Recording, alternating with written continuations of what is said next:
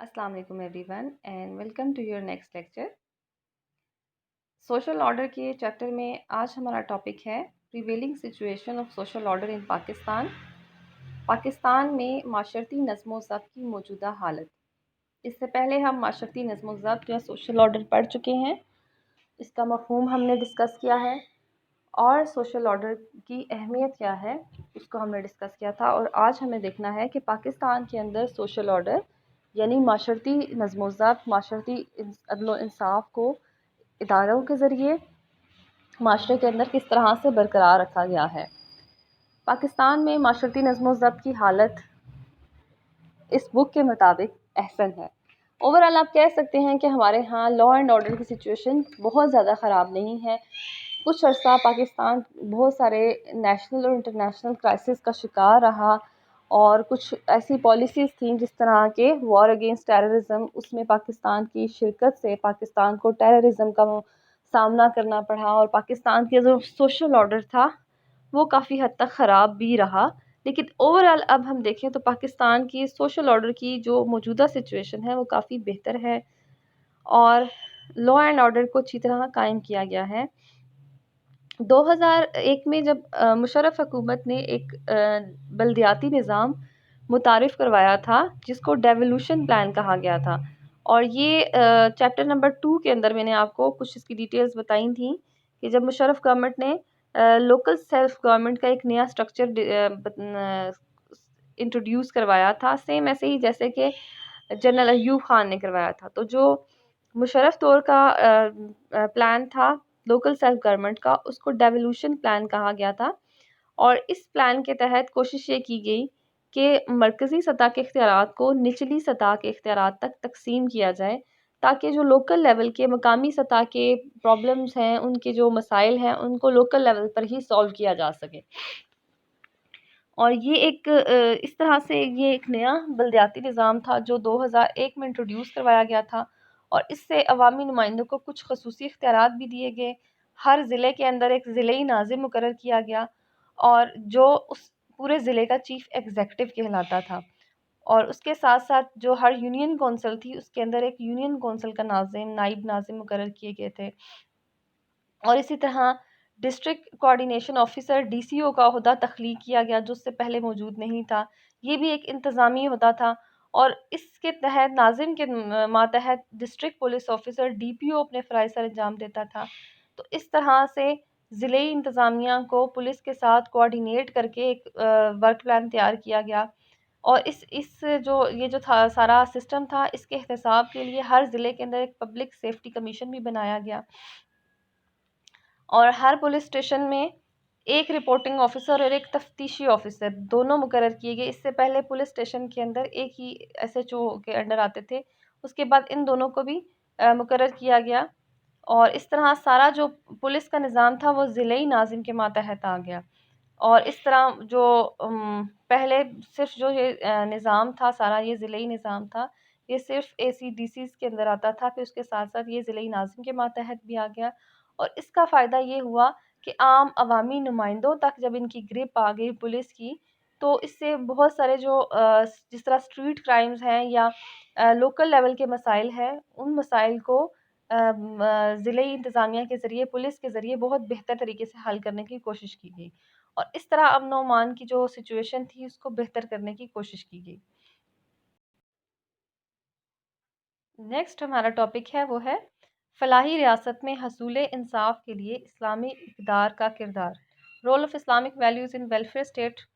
For maintaining justice.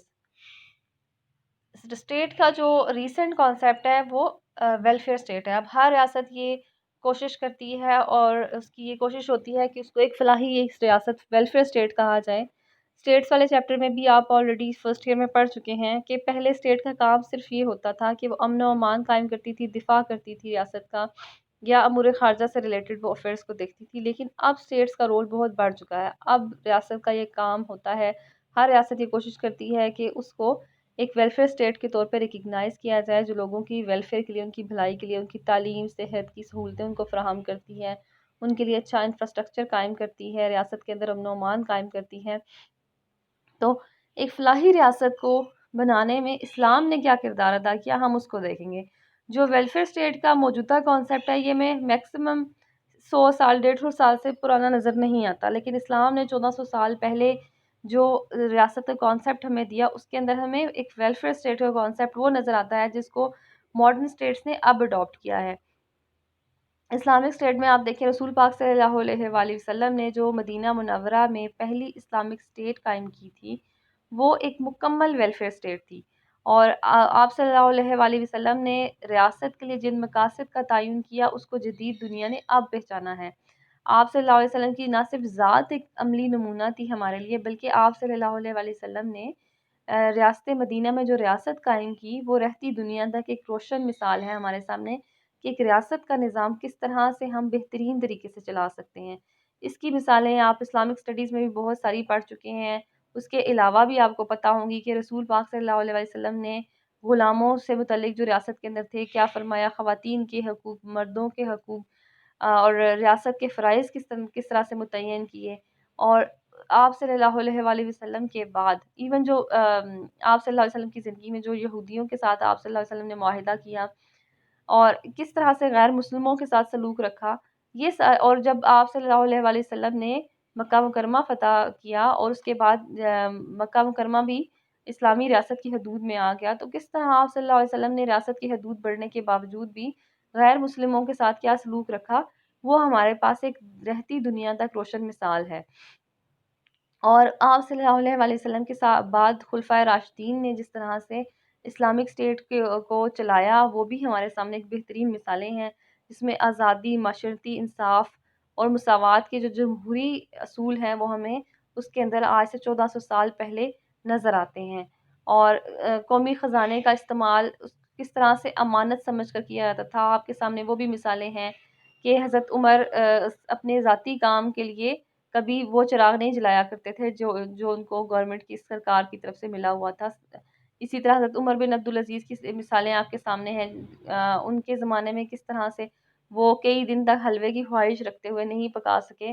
کیونکہ ان کے پاس extra اتنی ان کے پاس اماؤنٹ نہیں ہوتی تھی۔ اور آج ہم اپنے کسی پرائم منسٹر یا وزیر اعظم کا کے جو مراعات اور پریولیجز ان کو حاصل ہوتے ہیں، اس کے ساتھ اس کا مقابلہ کریں تو ہم ایسا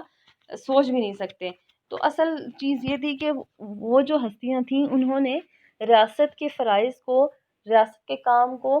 اپنے ذاتی لالچ سے بے نیاز ہو کر ایک عبادت سمجھ کر کیا۔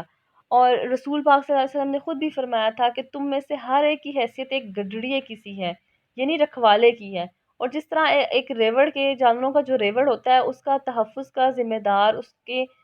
جانوروں کا ذمہ دار ریوڑ ہوتا ہے، وہ اس کے لیے جواب دہ ہوتا ہے، اسی طرح ہر شخص بھی ایک ریوڑ کا چوکیدار ہے جو اس کے لیے ذمہ دار ہے۔ اور حکومت کی جو حکومت ہے، اس کی حیثیت بھی ایک گڈڑیے کی سی ہے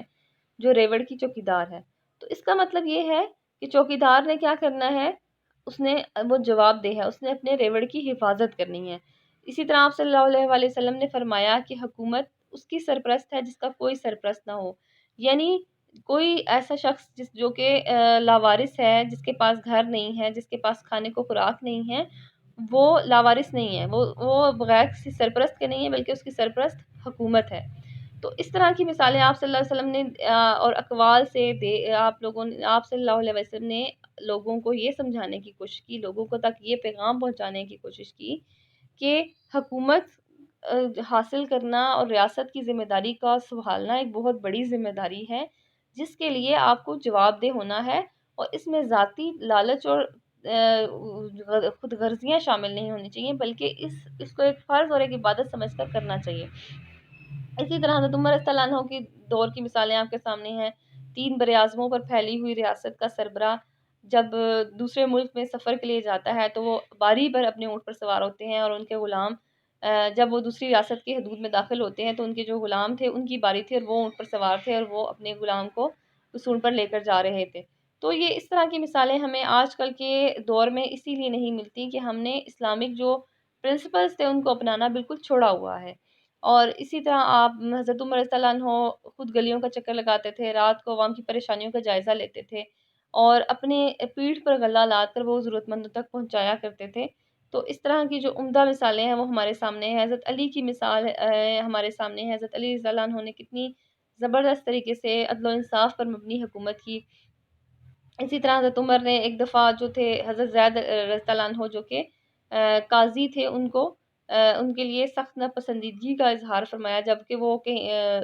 قاضی کی عدالت میں پیش ہوئے اور وہ حضرت زید ان کے لیے